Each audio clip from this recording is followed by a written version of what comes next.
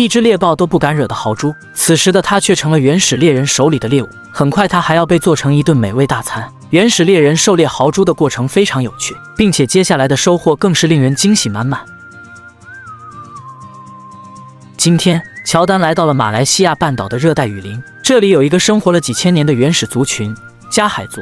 现在的科技已经十分发达，但加海族人依然进行着最原始的生活方式。在这片雨林，加海族人不敢养殖牲畜，甚至不敢存放新鲜肉类，因为这样会引来大型的食肉动物。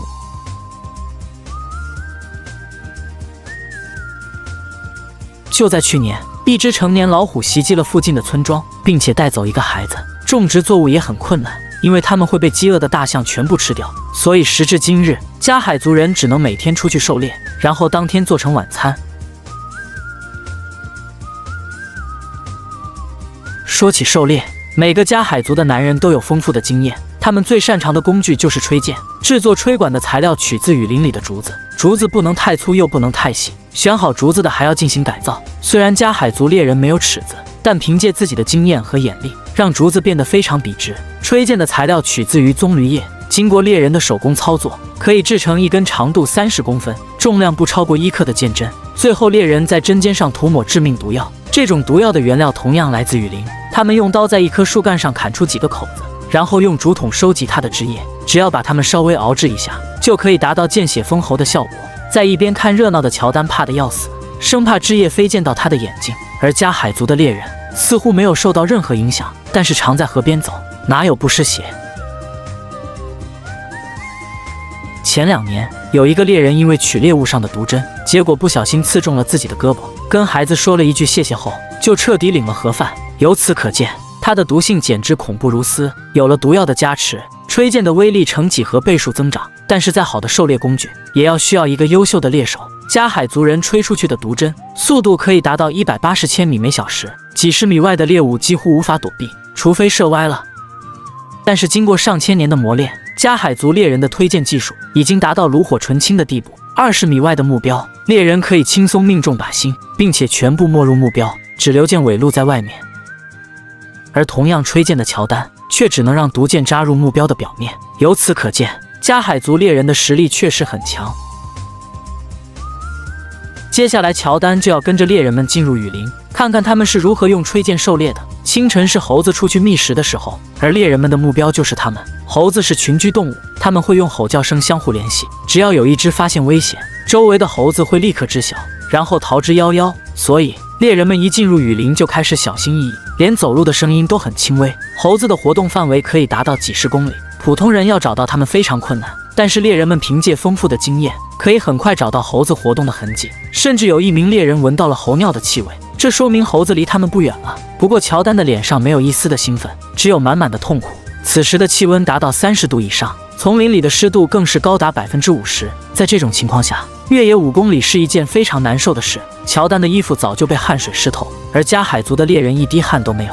村长忍不住调侃乔丹太虚了，回去应该多吃点枸杞补补腰子。突然，一名猎人发现了猴群，大家赶紧屏住呼吸，仔细观察。这些猴子正在距离他们200米外，在20米高的树上进食。猎人告诉乔丹，他们是眼镜叶猴。只看到模糊影子的乔丹不由得感叹：猎人们的视力简直太好了。猴子的警觉性非常高，它们可以通过气味和声音发现危险。忽然，一只最近的猴子停止了进食动作，这说明它似乎有点警觉。所有人赶紧待在原地，大气都不敢喘，生怕惊动了猎物。好在是虚惊一场，猴群并没有发现猎人。时间一点点的过去，猎人慢慢的靠近了猴子。等到进入吹箭的射程范围，2名猎人悄无声息的开始行动。盖伦最先出手，一次就命中目标。吹箭悄无声息，所以没有引起其他猴子的警觉。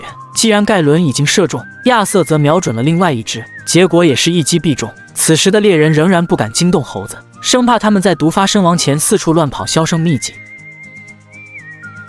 很快，乔丹听到了猴子中毒后发出的咳嗽声。几分钟后，他们从20米高的树上掉了下来。除了中箭部位，加海族人会吃掉猴子的所有部位，但这些肉只够他们吃一顿晚饭。明天猎人们还要进入雨林继续狩猎。第2天，乔丹又跟着猎人们进入雨林，这次他们的目标是在地面活动的豪猪。豪猪并不是凶猛的肉食动物，但它们身上长有很多长刺，让狮子、猎豹都退避三舍。相比猴子，豪猪的警觉性就差了很多。猎人们只需要根据豪猪的脚印，然后找到它的洞穴。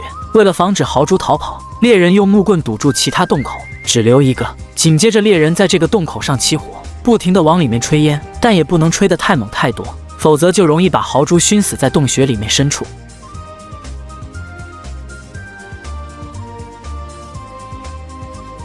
很快，一只豪猪露头了，猎人只用一根木质长矛就轻松刺穿它的身体，送它上路。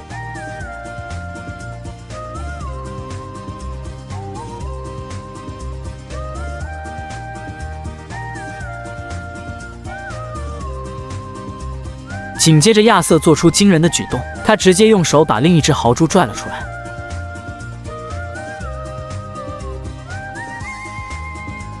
两只豪猪到手，今天的加海族人又可以饱餐一顿。除了美味的豪猪肉，猎人们对它身上的刺同样感兴趣。豪猪刺是加海族猎人的装饰品，他们会把它穿入自己的鼻孔，谁的刺越长越大，就说明他的狩猎水平越高。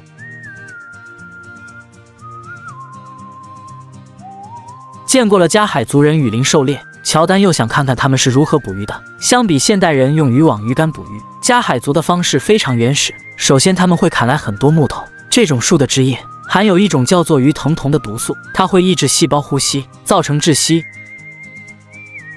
猎人们在上游用溪水浸泡树皮，等一会后，下游的人就可以捡到翻白的小鱼。鱼藤酮的毒性很强，所以每条小溪每年只能用一次，并且这个时候村里的孩子禁止出村。不过小鱼体内的毒素很少，完全可以食用。今天的收获不错，部落的人又可以饱餐一顿。由于上世纪西方的殖民扩张，加海族人的活动范围受到极大影响。到目前为止，整个加海族人的人口还不到900，但他们依旧过着原始又纯粹的生活。